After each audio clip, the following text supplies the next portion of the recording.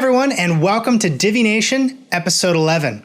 Divi Nation is a podcast and YouTube show by Elegant Themes, a leader in the premium WordPress theme and plugin market. I'm your host, Nathan B. Weller, and our topic for this episode is how to filter out problem clients.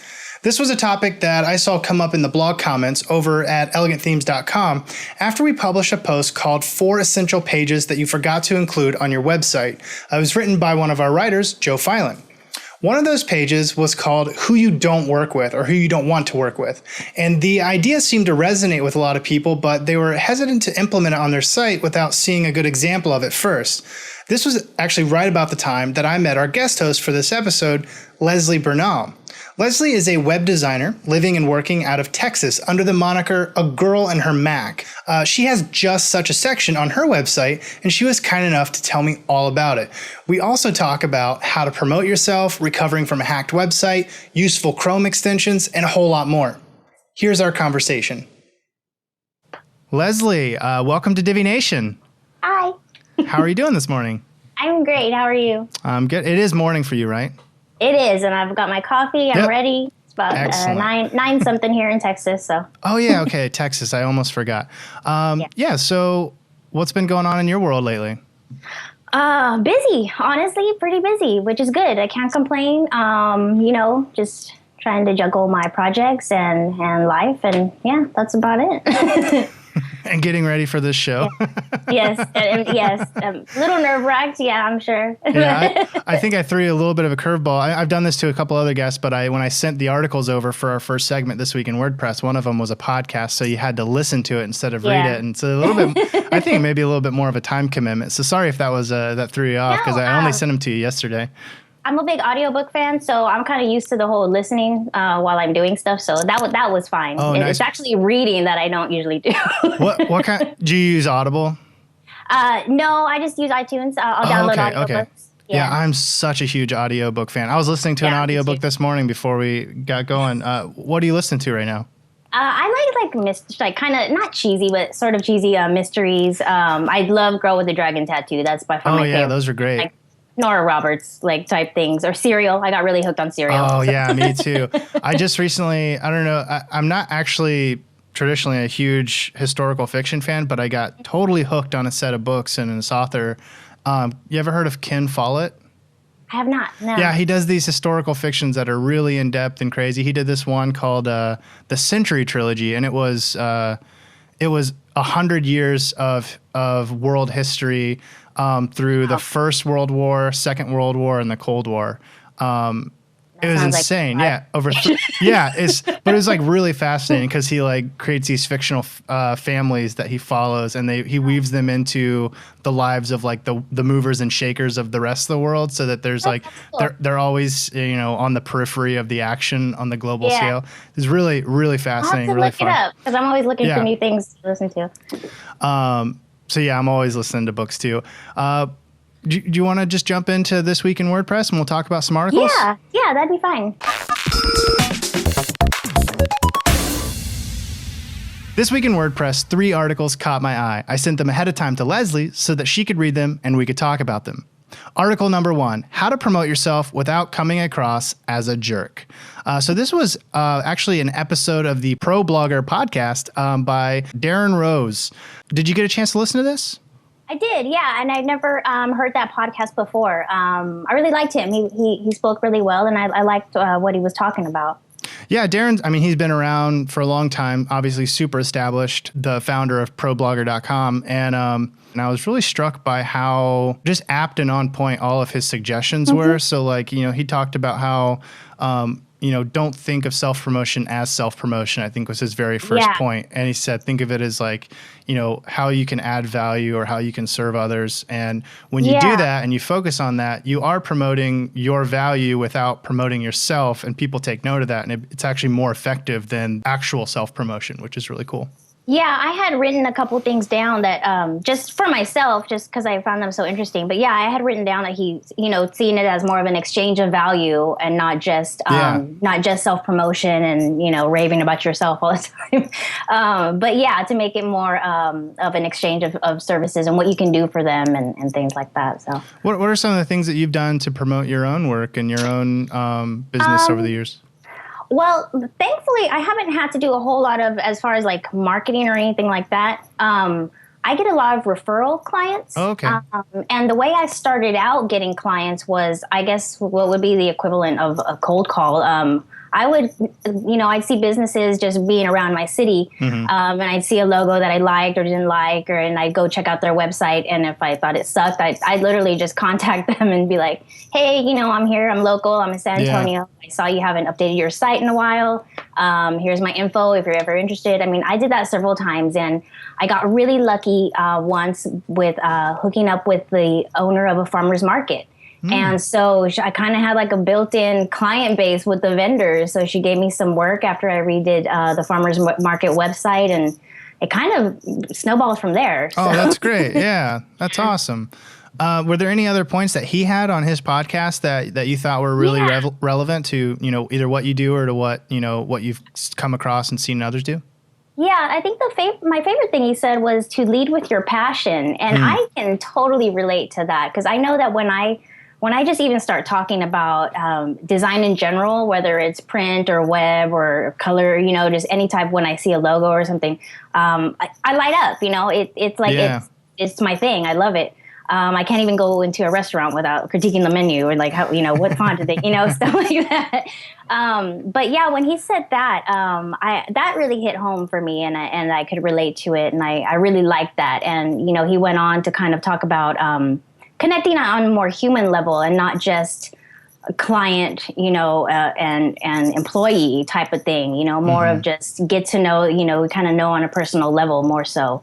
And I think people really can relate to that better and are more inclined to listen to you about whatever project you're doing. Yeah, absolutely. Let's jump to article number 2, how I cleaned up my WordPress site after it was hacked and blacklisted. This was an article published on wpmudev.org by Jenny McKinnon. And she basically just tells kind of the story of her hack. And I think most of us in the WordPress world have a story of being hacked. I know I do. Actually, funny story. That was my very first blog post for Elegant Themes, was what to do when you've been hacked. And I told the story of one of my hacks that actually is, I think, my only hack that happened to me. And yeah, it's scary. Have you had it? Actually, I have. And I was kind of surprised when you sent that article, because I was like, how did he know? I have early on, when I wasn't in any Facebook Divi groups, I didn't really follow the blog on ET, on Elegant Themes or anything like that. It was just me by myself. I didn't know any of the designers that were doing what I did. No colleagues or anything like that from college or anything. And so I didn't put security plugins on probably a good handful of my first sites that I did. And it wasn't that I knew I should have and I just didn't. I just didn't even realize you're supposed to do that. I didn't know about hacking. I didn't know the vulnerabilities, how that people really set out to screw up your website. I really didn't know that happened. And I got hacked, and it hit about 5 of my sites, mine including 5 clients. It was a nightmare. It was a total nightmare. I was so embarrassed to have to, the emails that have to go out. I know. And then, I wasn't sure how to clean it up. How would I get their work back? I also wasn't doing regular backups. So I was like doubly screwed. And I basically, in the end, ended up recreating all of them. And to tell you the truth, I didn't even charge them. I felt like such an ass. I was like, give me a month. Let me get your sites back up. And then I had to do mine. I couldn't get work that whole time. My site was down. So it was, I learned so much. I did a lot of research after that. Yeah. It was like a crash course in learning how I was supposed to set everything up in the back end. Oh, I bet. The same thing happened to me. Thankfully, I was at the very beginning of... Well, yeah, I just started taking clients because I'd been doing blogging work, and I was kind of transitioning into doing some web design and web work for people setting up their WordPress sites. And I was so new to it that I made this exact same mistake, and I got, it was just a script that someone had, an automated script that would go through, like it would infiltrate the host, and then it would just go right down the line and replace the WP config file on all of your sites so that you lost. But, well, you didn't lose anything if you had, your WP config file, you just replace it, hunt through all of your files. What I ended up having to do was hunt through all my files on FTP, find anything and everything that's suspicious. And I had all these articles pulled up on how to spot suspicious things, where do hackers hide backdoors, blah, blah, blah. And I had to go through all this, trouble to hunt those files down and delete things and reinstall things. And it was a nightmare. Yeah. It took forever. And again, I felt so embarrassed because the night the night that it happened, I was getting ready to get my first big client, and we had just had a phone call that day, and he was like, "Oh, I'll check out your website tonight," because I had told him, I was like, "Well, I have a whole bunch of examples of my work on my website," because it was a referral, and I was like, "You can go there and just you can see for yourself what I've been working on." Well, he goes there, and the homepage has been replaced with this just god awful text of like, "Oh my God, you are the bitch of X hacker group," and I'm like, "Oh my gosh!" Oh wow, they left you a message. That's yeah, funny. yeah. And it was like in broken. Yeah, it was horrible. It was like in broken English with. It was so bad. Yeah, it was like the equivalent of, I don't know if you've ever played video games on like Xbox Live and gotten like cussed out by a 13-year-old, but it was the equivalent of that across the front of my webpage. It was not fun. So moral of the story, everybody, it happens to everyone, usually in the very beginning. If you can avoid it by just learning from everybody else who's gone through it, you're going to be ahead of the game. Look on elegantthemes.com, look on any reputable blog. They're going to have articles about this because we've all been through it, and just do it. Just get the plugins, get the services, make sure you're protected. All right, let's jump to article number 3. 12 useful Chrome extensions for WordPress users. This was published on Code Geeks, and that's geeks with a Z.com. It was by Gavin, and I don't know. I mean, it was just pretty straightforward. It's just a list post, but it, reminding me that, I'm a Chrome fan, but I got to say, Chrome's getting a little clunky, if I'm honest. However, I'm just in love with all the extensions, and I was wondering, what are some of the extensions that you use if you use Chrome, or if maybe you use Firefox, they have add-ons. Does this kind of stuff play a role in your workflow at all? I am a Chrome user. I love Chrome. I will agree with you though that lately when I've been testing sites more on Safari and Firefox, I noticed Firefox has a pretty damn cool inspect element tool similar to Chrome's, and it's pretty awesome. Yeah, and just the browsing experience on Safari is getting super nice. Like Safari's not as good, I don't think, for people like us who like to tinker and inspect things. But if you're a browser, like an actual just web browser, oh man, Safari's awesome right now.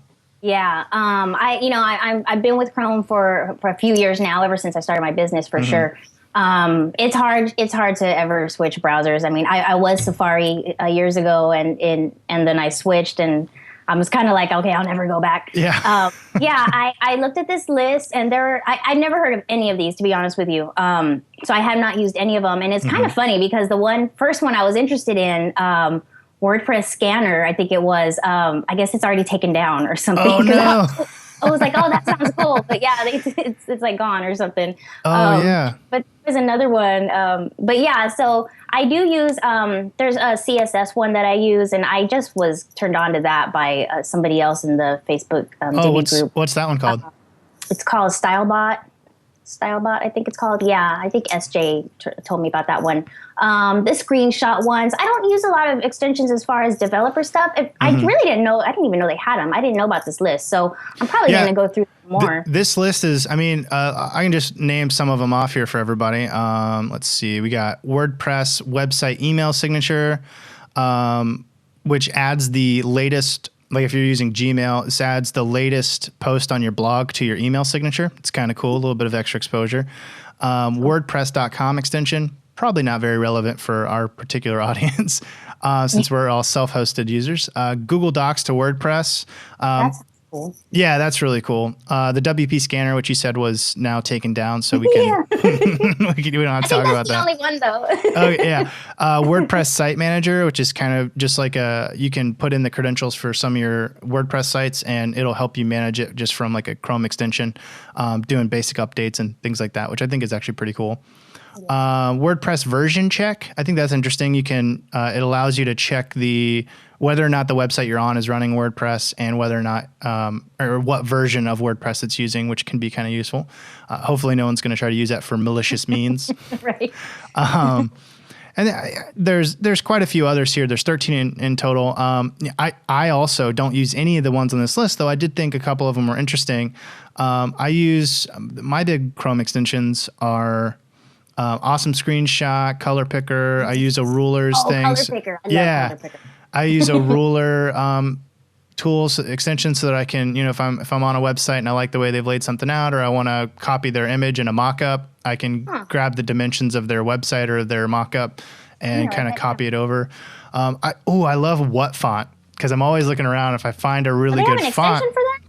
Yeah, so you can just click on this extension and hover over whatever font you're interested in using, and it'll tell you the name of that font, which is really cool. That's cool. Yeah, I love that one. And because that site, what font is that, or what the font or whatever? It's hit and miss sometimes. Yeah, but that's cool. And then I also use something called Tab Cloud, which is not necessarily it's great for bloggers. So like Tab Cloud basically allows you to open up a bunch of tabs, and then you can save that window as a, like say I open up 10 tabs on a specific topic. I can put those all in one window. I can open my Tab Cloud extension and then save, say this is save all of them. Yeah, blog post research number 1 or whatever. Cool. And then I can close it, and anytime I open Chrome back up again, I can say, hey, what were those like 15 blog posts that I had found on that thing? And I can just go to my Tab Cloud extension. It has a list of all the different saved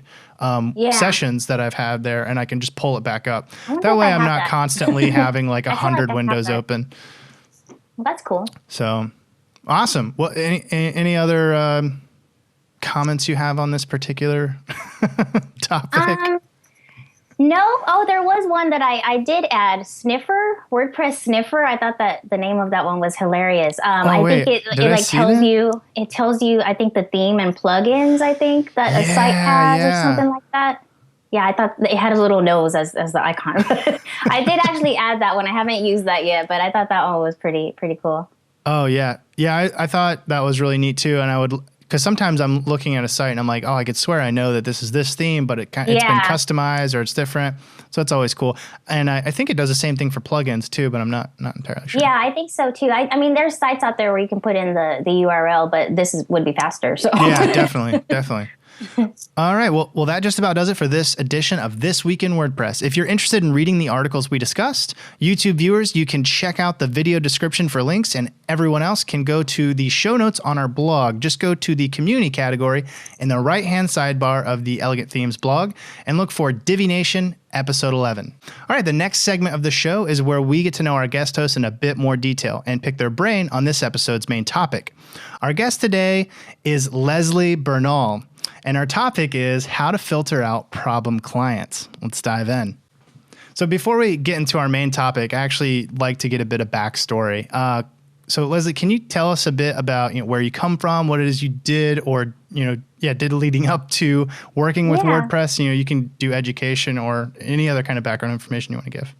Yeah, I mean, I won't go back too far, but basically I was in the restaurant business service industry for like about 12 plus years, everything from waitress to sandwich bitch to manager. And is that an official title, sandwich bitch? Pretty much. And that was mostly in Austin, Texas, which I love and miss, and I miss all my friends there. But I was there in Austin. I was very much the, I started college right out of high school, which was in like 94. But then, I took that break that, was supposed to be like a year-long break or whatever. Well, that turned into 12.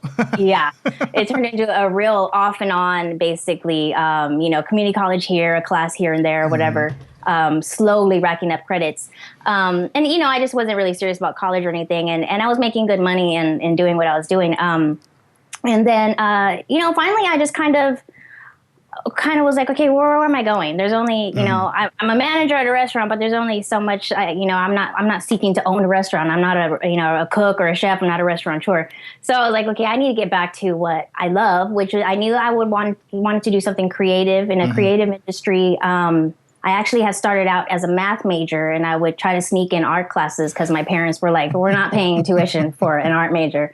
So I was a math major, and I took every fine art class I could take, all the nude drawing, all the painting, even ceramics, anything art related I would do.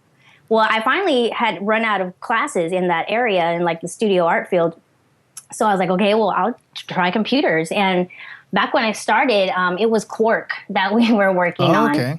And then so fast forward a few years later, when I decided to go back to school, I moved to San Antonio to live with my family, to not have to pay rent, so I could just go to school full time and be serious. The classic move. Yes. And mind you, I'm in my 30s at that time. So yeah. So I mean, that's actually not uncommon from guests on the show. Not necessarily that specific, like 30s going back to college, but just I'm in my 30s, I'm in my 40s. I think someone's even in their 50s, and they're like, I just decided I need to do a complete change of direction, and they got into WordPress, and a couple years later, all of a sudden they have this like successful business. So It's not unheard of. Might even become bragging rights. I don't know.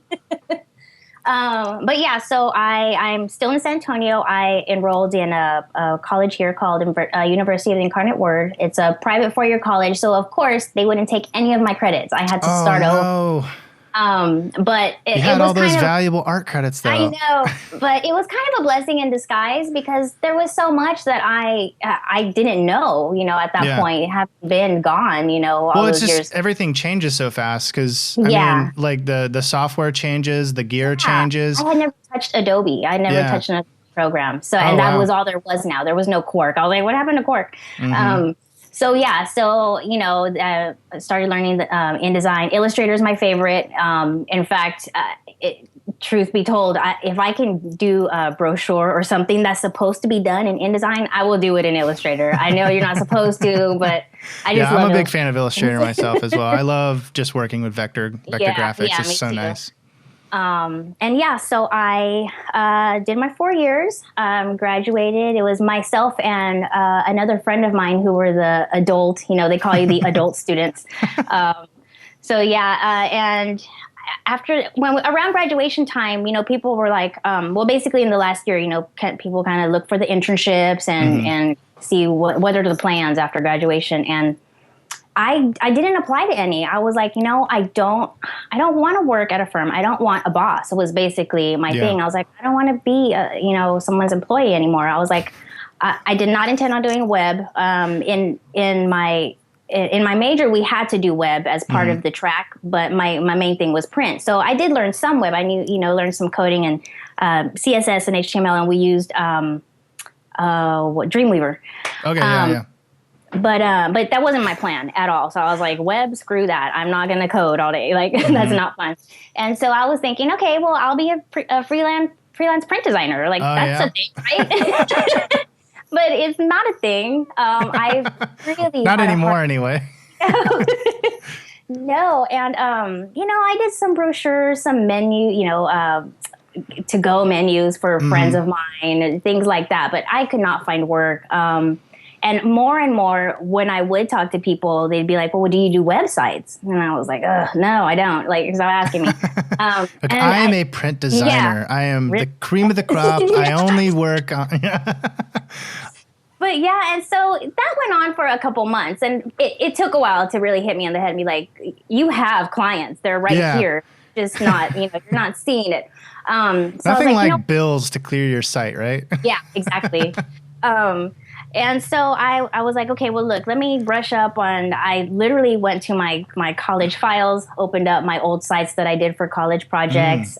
The logo I have now, like, with me at the computer, I really have red glasses, and I really do always have my hair in a bun. Like, this is as girly as I get, really.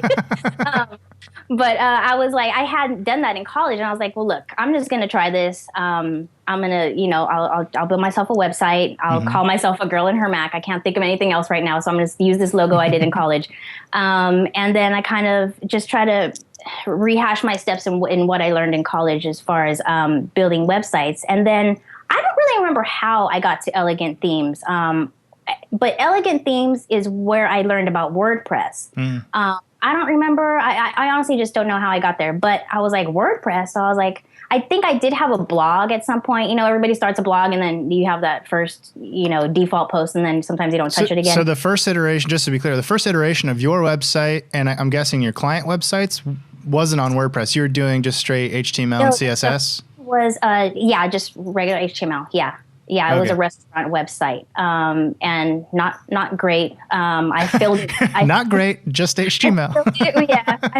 I filled it with illustrations because that was still what I really. Yeah. And so I did all these food-related illustrations, and I was like, okay, it may not be a cool website, but I'll knock them out with my graphics. Right. So it kind of helped, but it's actually kind of surprising how much difference some nice illustrations or some nice images can make, even on a basic site. It's kind of mind blowing. But then you found WordPress because of what? Were just client demands, or your own desire to have more functionality or flexibility, or? I just realized there were limits on what I could do as far as stability, really, in building websites. Okay. Since it wasn't really what I learned, I fixated on in college. I didn't learn a whole lot about setting things up right. I didn't know a lot about security, and I knew that there had to be, I couldn't offer a product that wasn't bare minimum, stable with the right type of code, current code, things like that. And so that's kind of what led me to WordPress. I was like, okay, well, this is a foundation that I can work on. I can at least build upon it. I think the first theme I used, I want to say, is Chameleon, and I did a skincare website, which is actually still up, and she's still my esthetician, and we're still talking. I still do updates for her. But yeah, Chameleon was the first theme I used, and she had a site that was done in HTML, so it was my first time moving something over to WordPress too. But yeah, and it kind of went from there. I stuck with Elegant Themes for a long time. I didn't even look at any other studio or anything like that, because y'all have so many anyway. So there was plenty to choose from. And yeah, it just kind of built from there. Through her, I got her son became a client, and then referrals, and it just kind of went from there. Yeah. So before we jump into the main topic, I just wanted to revisit one thing, and because this was a topic that we brought up in our pre-interview, and it was something I noticed looking through your portfolio. As someone who, you saw the light, you figured out that print design wasn't really something that was going to pay the bills, and you transitioned to web design, but you do have that sort of print background and the design sensibilities that come with that, which is more of like a classical approach to design, more principle based than a lot of web design. Because I think a lot of web design today is based on like either features or trends or whatever. And so people are like, well, if I just have these elements in there somewhere, I'm doing the right thing. Exactly.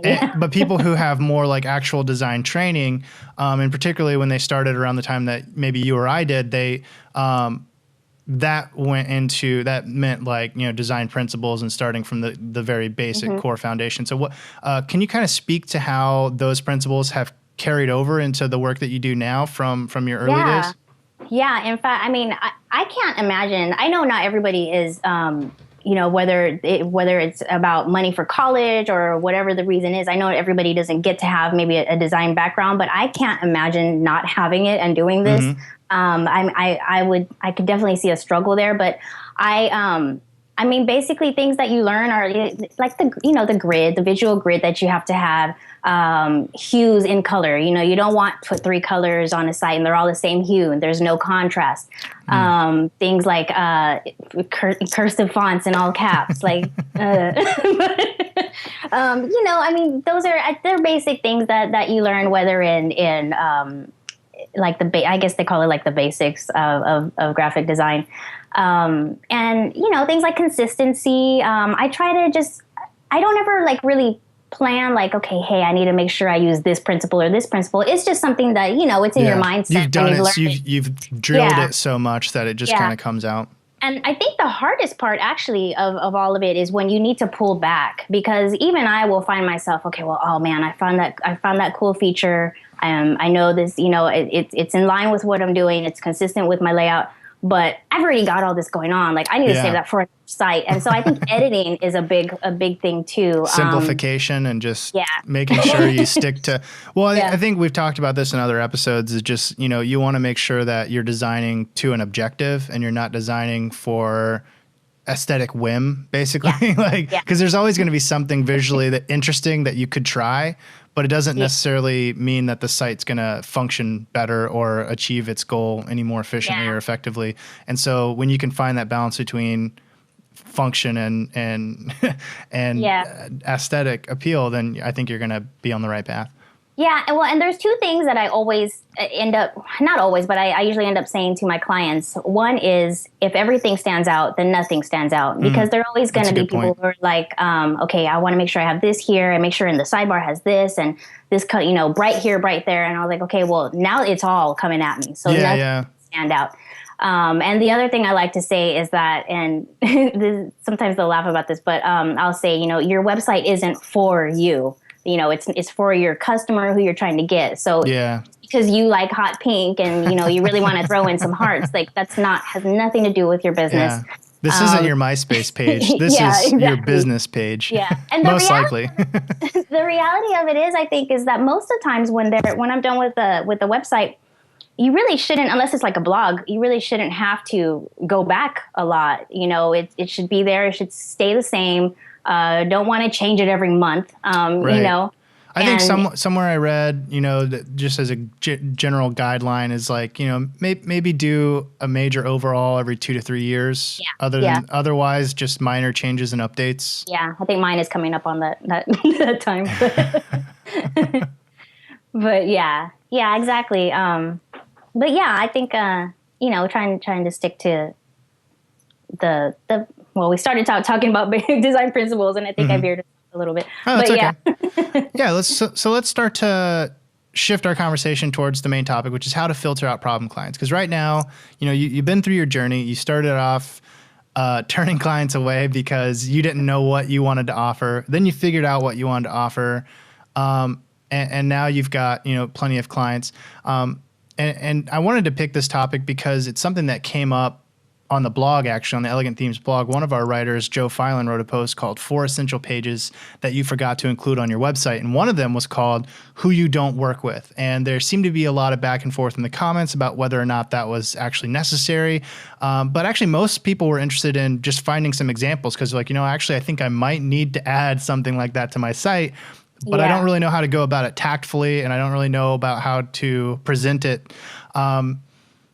But when I was reviewing your site, I noticed you basically do this exact thing. You just use your FAQ section as like a sort of filtering process. Like, read these 5 or 6 things and you'll know by the time you get to the end of it whether or not we should work together. So it seemed like it was a good fit to talk about this with you. Before we go into the exact filtering process, though, it kind of occurred to me that when you're trying to filter out problem clients, you almost need to figure out who your ideal client is first. Would you agree with that? Yeah, I would definitely. And there's several, like, I don't want to say criteria. It's hard because everything's a case by case. But yeah, well, I was going to ask, what is your ideal client, and how did you figure out what that looked like? Because we can't speak for everybody, but you could at least talk about what works for you and how you came to that conclusion. Well, for me, the foremost is trust. You gotta trust my skills, and you have to let me do my job. And as far as the FAQ, I think when I first started my website, I always had an FAQ. There wasn't ever a bad experience that led me to be like, hey, I need to put this on here. It wasn't like that or anything. I just knew that I know me, and I know the type of people I'm probably not going to be well working with. And And, I kind of, when I first started writing it, I thought, okay, well, maybe this sounds too abrasive. My boyfriend was like, you kind of sound like a bitch. And like, and I was like, well, it's not that I'm not trying, of course not, I don't want to come off like that, but I do want to set the tone that, look, I know what I'm doing. If you trust me, we'll work out. But, No, I love it. I mean, I love how you lead in. Your first one is when you say it's just about me. And it says, let me be upfront here. I'm not a super guru developer, but I am a great designer. And, this is what my background is. I went to school for this, like I have, I've honed these skills over years with education and mentorship and all these things. And, you're going to have to be on board with the fact that I'm making some design decisions here, and you're going to need to trust me. Ironically, we just had an episode not too long ago with, Nathan Duval talking about customer care and how, his approach is to just listen to people and not insert, hey, I'm the expert here. But I would say there needs to be a balance. I mean, I agree with him that a lot of people want to be listened to and they want to know that their input's being taken seriously. But at the same time, you can really weed out a lot of potential nightmare or just frustrating clients when you say, just so we're on the same page here, like this isn't you constantly second guessing, my design choices, like we're going to go back and forth. We're going to figure out what's going on here, but we got to know that I need to know that you trust me to do my job, and we're not going to go through like 100 revisions before you're happy and I'm insane. Yeah, no, and there's definitely the point, when it comes to the point of them telling me who their ideal, who's their customer, who's their client, who's their visitor. And when we get to that, I certainly open up my ears. I don't know their business any better than they do. So certainly for that, I have to shut up and listen and, give them the floor. But yeah, and I think even not just about design, find out if we are compatible, just like on a human level. Like, how do they talk to me? Are they talking down to me? Am I their slave? Are they, how is the tone in email? Is it like, okay, I need this now, and they just hired, there's a lot of just kind of trial, kind of playing by ear, I guess, when you first get a potential client and see what are some red flags? I mean, you just named a few, but like if you had a list of red flags that you keep an eye out for, what would some of those be? Certainly if in our first chat, like if I don't get a word in edgewise, or if they don't even ask me what my skills are, or if they don't ask me what are my ideas about what, or is there anything I can bring to the table to help them kind of see where their site should be going. If they tell me they're somewhat of a designer, or they have a good eye for design, or, they've kind of, I think I put on my FAQ, like if they've dabbled in web design, it's not going to work. I'm not going to co-design. Right. If, by all means, if you want to build your own site with Wix and then come back to me after it sucks, then fine. But it's just, I really am here to help, but you have to let me help you, Yeah. No, I totally can relate to that. So what happens when you get that ideal client? Because I'd like to contrast maybe a bad experience with a good experience. So like when you line up with somebody who's hitting all the right notes and you guys decide to work together, what does that working relationship look like from the time that they contact you to like the time that you hand off the website? I actually have a client right now who, in fact, the other day she told me she hired me because of my FAQ, because she wanted the guidance and she didn't want to make the wrong decisions. She had told me when she first emailed me, she said that she was going to try to do it herself and realized it was just beyond her skills and beyond really, she didn't have she wasn't able to put her vision, on a website. I mean, confidence is appealing, right? I mean, people want to know that if they're hiring you to be a designer, you're confident in your ability to design, because I think maybe some people don't want to be, that kind of annoying nightmare client, but they're not confident that you know what you're doing, but you're just in their price range or something along those lines. Yeah, exactly. But yeah, she's pretty ideal. I mean, she gives me her thoughts and tells me, okay, this is what I really need. I've seen this elsewhere, and is there any way we can incorporate it? What do you think? That's kind of more of what it is what do you, kind of an exchange of what do you think? And I'll ask her, I was like, okay, well, I did this, so go ahead and take a look. Tell me your thoughts. And it's more of like an exchange of ideas instead of like a boss and an employee and a client, really. Yeah. I mean, I think a lot of the other guests on the show, we've talked about how, they've found success when the balance they strike with their clients is a partnership and not a employer-employee type relationship. It's more of a, they're not taking marching orders, they're collaborating, and I think exactly. that's a really good balance to strike. Yeah. So now let's talk about, okay, so you've given a few general anecdotes, but nothing specific. What is that ideal experience of collaboration? What does that contrast with, a negative experience or a nightmare experience with a client? Do you have a story? I feel like we all got a story. You got to have one, right? Yeah, I have one that sticks out. You don't have to share any names, obviously. No, I won't. I have one, and it was the only, I guess, bad experience I could say. We ended up parting ways. I even gave back some of the deposit, which I don't normally do. It was one of those, look, just here, like, I can't deal with this. And it was the first and last time that's ever happened. But she, it was funnily enough, the basic design stuff, like logo at the top, not contrasting fonts, like don't put cursive in all caps. Those little things that those are no-nos, she wanted. And I was like, I can't put my name on that. Like, I can't, like, your logo has to be up there. And she was like, no, just stick it at the bottom. I don't really like it. But she didn't want to pay for a new one. And I was like, okay, well, can we put your name, the name of your business? Like, something has to tell me where I'm at. And she was like, no, just make it like this site. And she showed me a site. It was bad. I don't ever say that. A lot of clients tell me, like, I really love this and it's not that great. And I don't ever say it's not. I'll just say, like, my line is, I can do much better than that. So, but it was more of like, make my site look like this. And it wasn't good.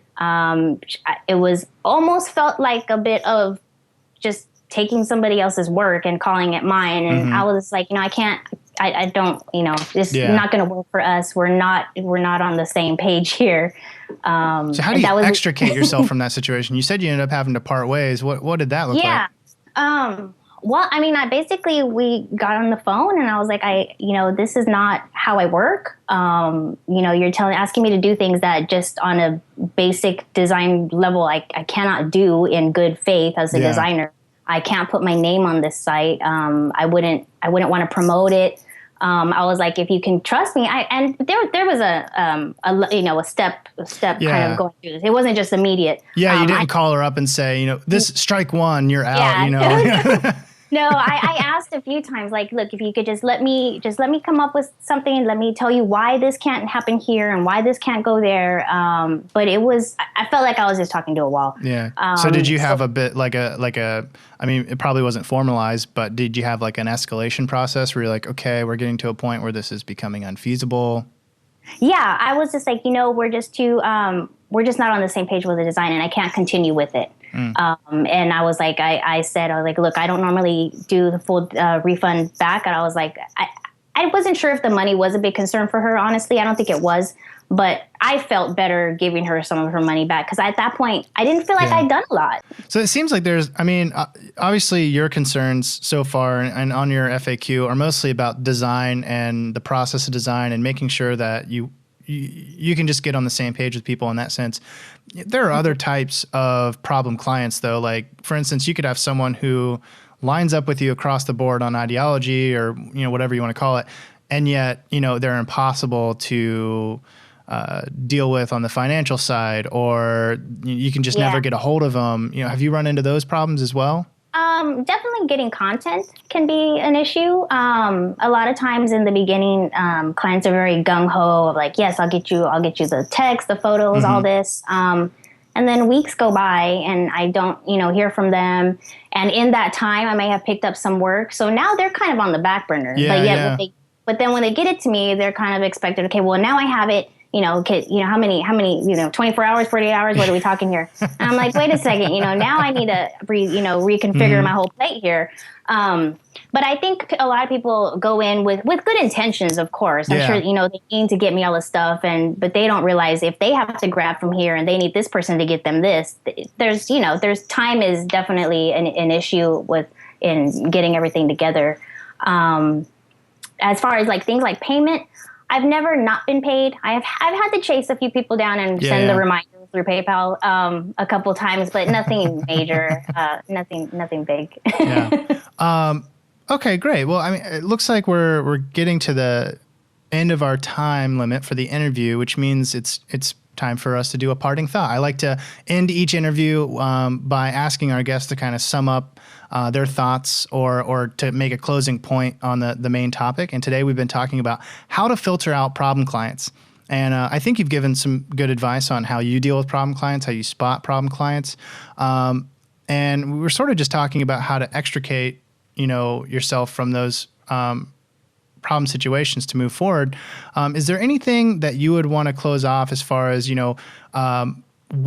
what people can do that want to start down this path, what they can do today to maybe begin the process of filtering out some of these problems that they might be having, whether it's clients who aren't going to listen or collaborate well, clients who may or may not be responsive for content, clients who may not be, responsive or timely with payment.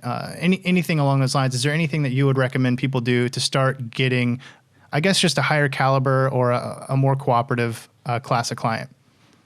I guess I would just suggest, maybe not, I don't want to say like hound clients or anything for like that, but I definitely think I don't contact them enough as I probably should.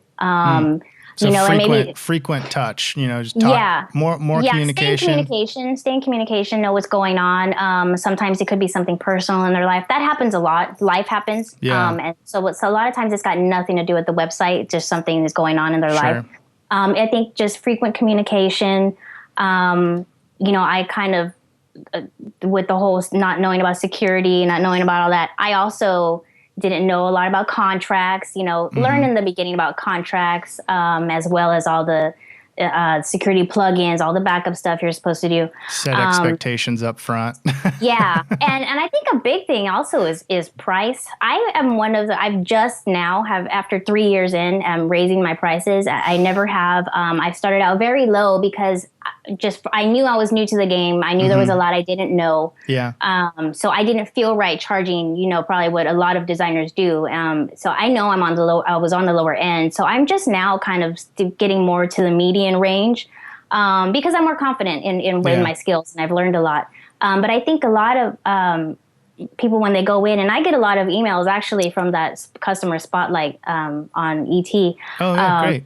I get a lot of emails from people asking, like, how did you start? And, how did you get clients? And what about your pricing and things like that? And they're all just like I was. Like, I can't charge that much.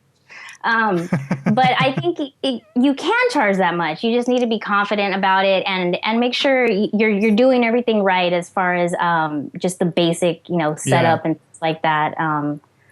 I mean, there's a lot, to learn in the beginning, but I think if there's plenty of resources. So yeah, absolutely. Yeah. Do you mind if I summarize just to wrap up? Yeah. All right. So, and correct me if I'm wrong. So in summary, for everybody looking to start to narrow down and add some filters to their client process, you're going to want to be clear about who you are and how you work up front, and set your prices so that you're actually getting people who are serious about design and serious about hiring you for your skills and not just for something they can get out of you for cheap. And make sure that you're communicating often and getting a feel for your client all the way through the process.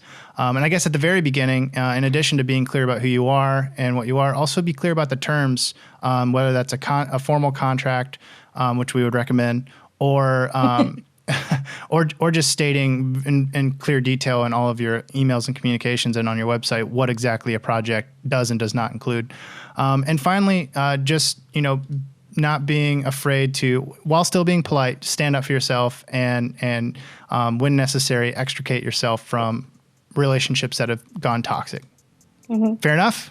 Yeah. All right, great. I think you gave us a lot to think about, a lot to apply. Leslie, thank you so much for being on Divi Nation. Thank you. It was a pleasure.